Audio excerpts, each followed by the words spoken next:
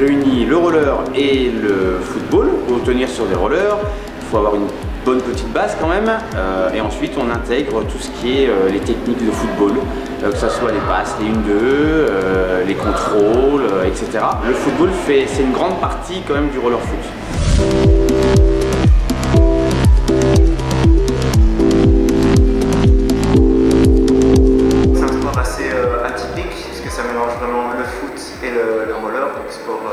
Hybride. En termes de règles, dans les spécificités, il y a le fait qu'on puisse jouer avec la balustrade, comme pour le hockey, ça c'est une des particularités. Il y a également le fait qu'on puisse passer derrière les goals et que ça continue, ça reste une partie intégrante du terrain.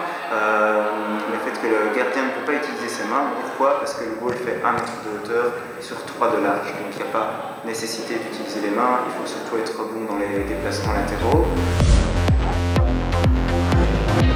Ce qui est super important, c'est le casque. Ça, c'est primordial, parce que chaque chute sur la tête, ça peut faire très mal. Ensuite, toutes les protections des mains, des coudes, des genoux. Et en plus des rollers, on met un protège tibia, parce qu'avec les patins, quand ça va vite et que ça s'entrechoque, le choc peut faire très mal sur les tibias, du coup, il faut forcément se protéger. Donc on est protégé de partout.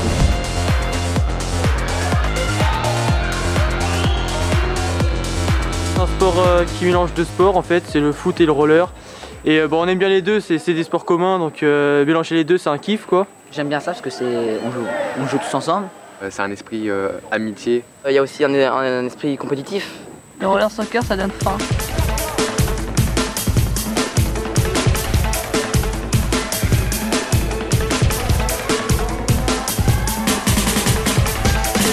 Pendant un match, on peut retrouver les 1-2, le jeu en triangle, on peut retrouver des centres avec des reprises de la tête pour marquer des buts, on peut aussi retrouver des retournées, pareil sur un centre, des passes en retrait qui permettent de faire des tirs lointains.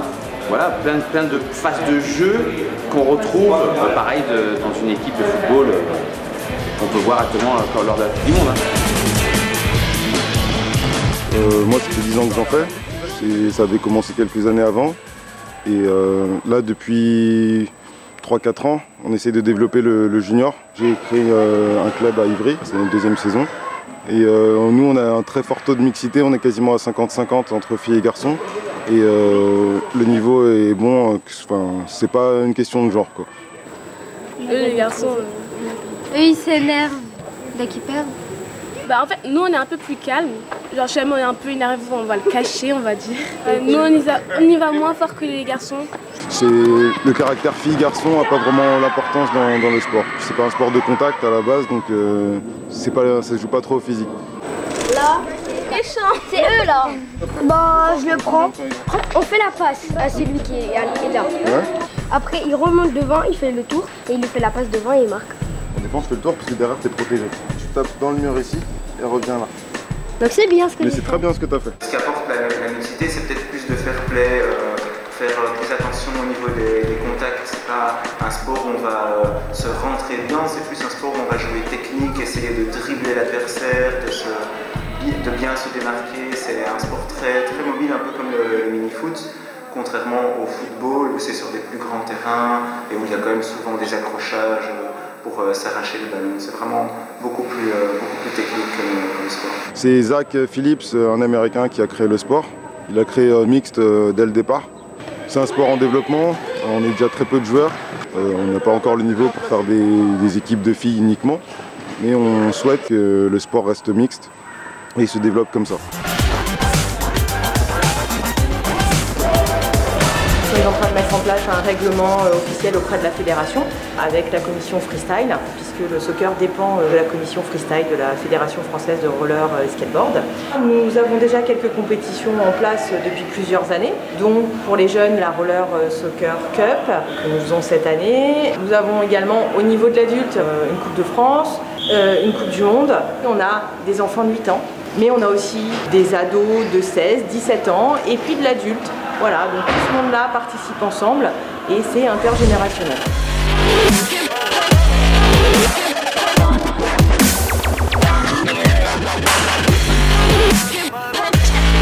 On retransmet retransmet en direct tous les matchs du tournoi en direct sur la page Facebook pour que les parents puissent regarder et même on peut retrouver plus tard, surtout sur la page tournoi, il y a tous les matchs enregistrés, on peut re-regarder tous les matchs.